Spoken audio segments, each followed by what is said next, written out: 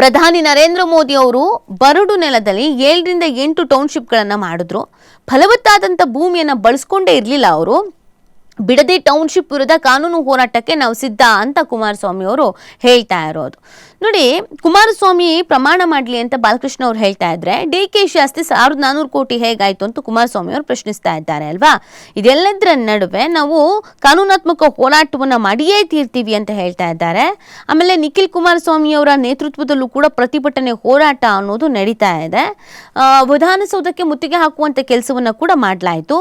ಇನ್ನು ಸ್ವಾಧೀನಕ್ಕೆ ಗುರುತಿಸಲಾಗಿರುವಂತ ಈ ಭೂಮಿ ಬಂಜರುವಲ್ಲ.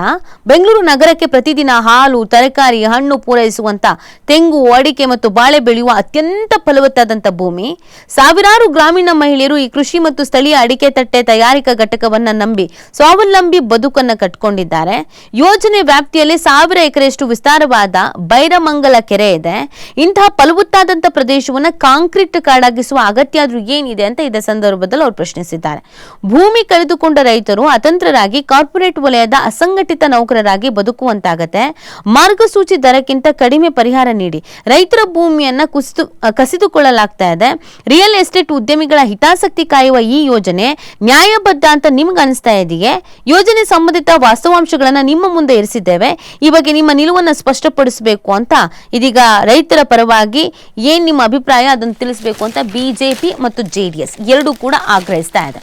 ಇದಕ್ಕೆ ಕಾಂಗ್ರೆಸ್ನವರು ಸಮರ್ಥನೆ ಮಾಡ್ಕೊಳ್ತಾ ಇದ್ದಾರೆ. ಈ ಯೋಜನೆ ಅಥವಾ ಈ ಪ್ಲಾನ್ ಏನಿದೆ ಇದು ಕುಮಾರಸ್ವಾಮಿ ಅವ್ರದ್ದೇ, ಕುಮಾರಸ್ವಾಮಿ ಅವರ ಕನಸಿನ ಕೂಸು. ಅವ್ರು ಮಾಡಬೇಕಾದ್ರೆ ಸರಿ, ನಾವು ಮಾಡೋದಿದ್ರೆ ಈ ಥರದ್ದು ಖ್ಯಾತಿ ತೆಗಿತಾರೆ, ಯಾಕೆ ಈ ಥರದ್ದು ನಿಲುವು ಅಂತ. ಮತ್ತು ಈ ಟೌನ್ಶಿಪ್ ನಿರ್ಮಾಣ ವಿಚಾರಕ್ಕೆ ಸಂಬಂಧಪಟ್ಟಂತೆ ಪ್ರಧಾನಿ ನರೇಂದ್ರ ಮೋದಿ ಅವ್ರ ಜೊತೆಗೆ ನಾನು ಡಿಸ್ಕಸ್ ಮಾಡಿದಾಗ ಅವರೇ ತುಂಬ ಒಳ್ಳೆ ಕೆಲಸ ಮಾಡಿ ಅಂತ ಹೇಳಿದ್ದಾರೆ ಅನ್ನೋದನ್ನು DK ಶಿವಕುಮಾರ್ ಅವರು ನಿನ್ನೆ ಮಾತಾಡ್ತಾ ಹೇಳ್ತಾ ಇದ್ರು.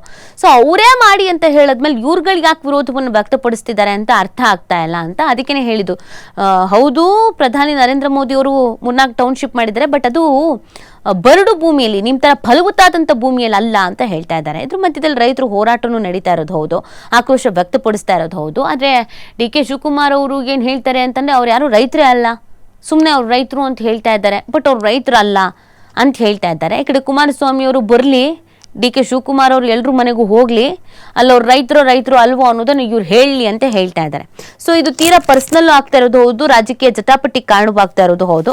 ಕಾನೂನಾತ್ಮಕ ಹೋರಾಟ ಅನ್ನೋದಾದ್ರೆ ಇಲ್ಲಿ ಯಾರಿಗೆ ಹಿನ್ನಡೆ ಆಗತ್ತೆ, ಯಾರು ಪರವಾಗಿ ಆಗತ್ತೆ ಅನ್ನೋದನ್ನ ನೋಡ್ಬೇಕಾಗತ್ತೆ.